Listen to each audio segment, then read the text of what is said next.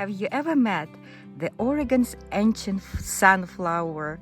This is more than a flower. This is Arrowleaf Balsamroot. It's the wild healer of the West.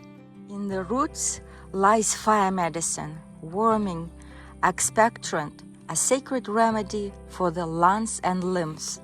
Traditionally used to clear old grief, chronic stagnation, and emotional weight that settles in the chest.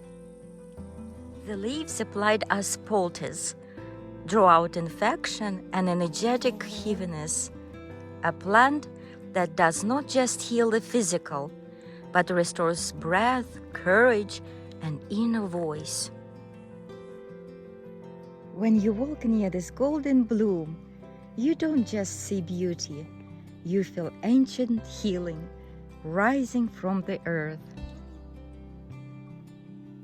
When your soul is tired, when your light feels buried, this flower returns you to your soul's strength, resilient, radiant, rooted in rocky soil, just like you.